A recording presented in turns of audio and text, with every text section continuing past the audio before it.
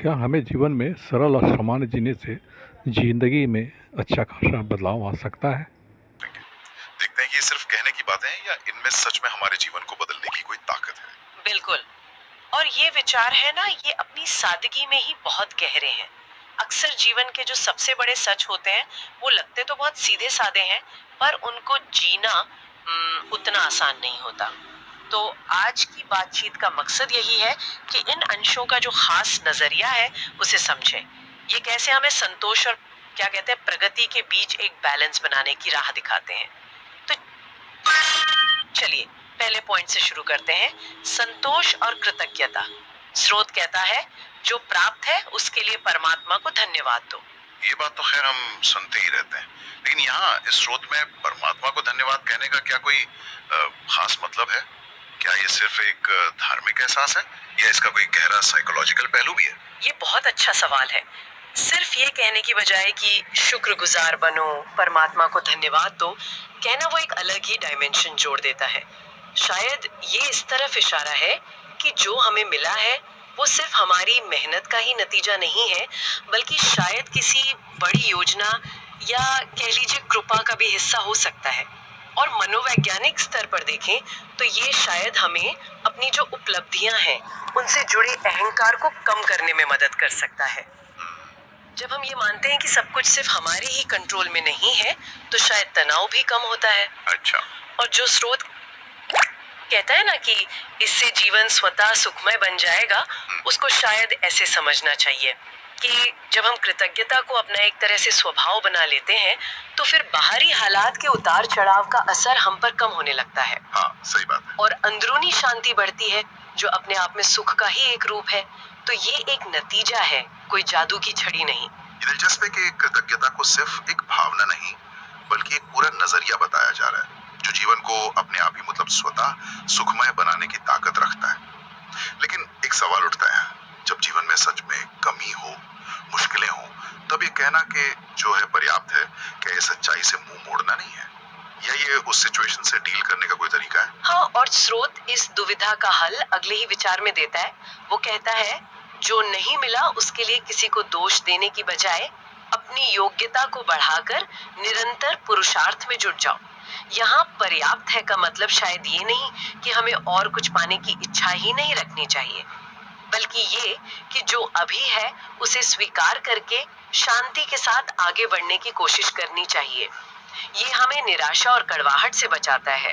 किसी को दोष देना, चाहे वो कोई इंसान हो, हालात हो या किस्मत, वो एक पैसिव और नेगेटिव रिएक्शन है। सही बात है। उससे सिचुएशन तो बदलती नहीं, बल्कि हम उसी नेगेटिविटी में फंसे रह जाते हैं। तो ये जो निरंतर पुरुषार्थ पर जोर है, ये बहुत जरूरी लगता है।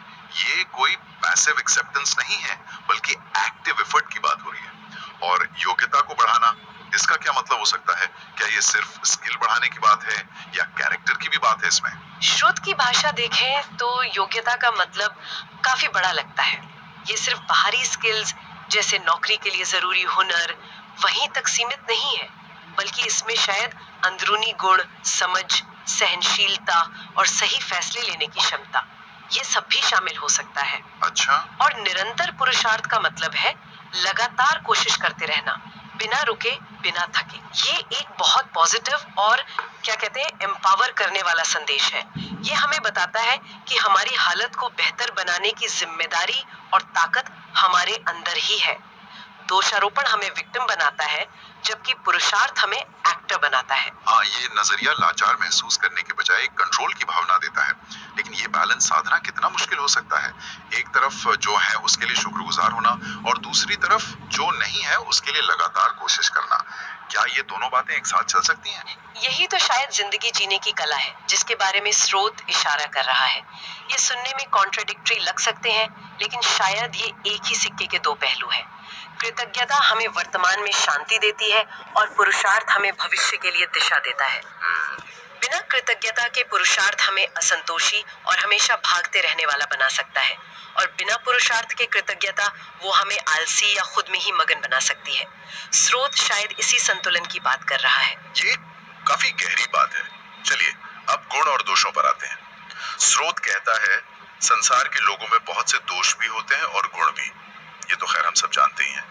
लेकिन फिर आगे कहा गया है, दोष सदा दुखी देते हैं, स्वयं को भी और दूसरों को भी। गुण सदा सुख ही देते हैं, स्वयं को भी और दूसरों को भी। ये तो बिल्कुल एब्सोल्यूट स्टेटमेंट है। क्या वाकई हर दोष सिर्फ दुख और हर गुण सिर्फ सुख ही देता है? मतलब कोई एक्सेप्शन नहीं?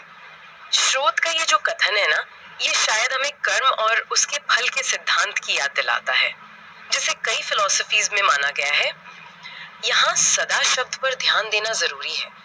ये एक तरह का यूनिवर्सल नियम बताने की कोशिश कर रहा है। अच्छा। जैसे उदाहरण के लिए गुस्सा एक दोष ले लीजिए। हो सकता है कि एक पल के लिए गुस्सा करने वाले को लगे कि उसने अपनी भड़ास निकाल ली या किसी को डरा दिया। हाँ, होता है ऐसा। लेकिन आखिरकार गुस्सा उसी को जलाता है, उसके रिश्ते खराब करता है, और जिसे गुस्से का सामना करना पड़ता है उसे भी दुख पहुंचाता है। इसी तरह दया या ईमानदारी को लें। हो सकता है कि कभी कभी ईमानदार होने से उस वक्त कोई नुकसान लगे, लेकिन लंबे समय में देखें तो ये विश्वास, आत्मसम्मान और शांति लाता है, जो असल में सुख के ही रूप हैं।